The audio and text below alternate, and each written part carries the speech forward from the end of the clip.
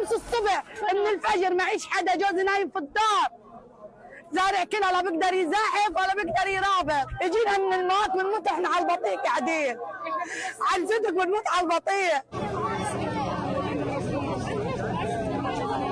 وانا جاي من طريق رفح من عند سوق الفزب، الطحين ما عنديش، بندور ما عنديش، بطاطا ما عنديش، الطنيات قاعدين بياكلوا بسكوت مفطفط من تاع الشوذه مش نافع.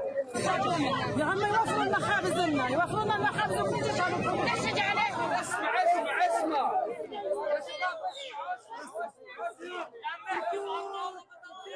طاحن السلام هي المطحنه الوحيده الان اللي هي شغاله.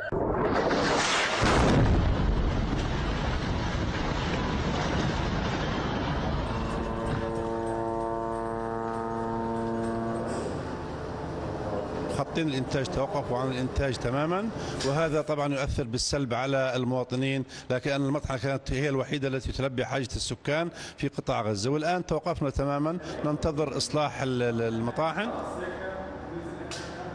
يعني بصفة عامة كل المخابز توقفت، سواء كانت في الشمال أو في الجنوب.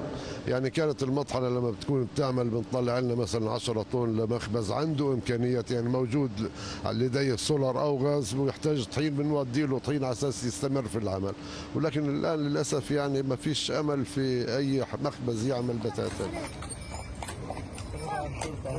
يعني الواحد لما يطلع يجيب ربطة خبز بده يمشي مشوار تقريبا 6 من 7 كيلو عشان يوفر ربطة خبز، في المخ بتصير مشكلة، بتصير طوشة، ما حد بيقدر ياخذ خبز وبسكت على المخبز. احيانا عدم صارت مجاعة عندنا تقريبا في خان يونس كلية، خاصة اهل الجنوب لجأ علينا من الشمال. احنا بنبعد على البران كل 4 ايام لما نجيب ربطة، الربطة زي ما تجيب 4 قطع صفار. المخابز عندنا العدو ضرب الكل، بالذات عندنا غير مخبز. والله يا حج احنا بنصحى الصبح بصح الحاجة من الساعة 6 عشان تعجننا، وبخليها تعجننا وبحط في الصينية وبضل ماشي من هلا لعند السوق لعند من هذا، وبروح بضل ماشي وبروح بخبز ال5 بشيكل وبنشف ريق، بضل الطابور طوال، بقعد لي ساعة ساعتين على المخبز، والخبز يا دوب بنمشي، مرات بيطلع منيح مرات لا، بناكله بنمشي حالنا. اما وحياة الله هي ابني هذا اول امبارح في الليل، يما بدي اكل، يما بدي خبز، يما وفيش من وين اجيب له.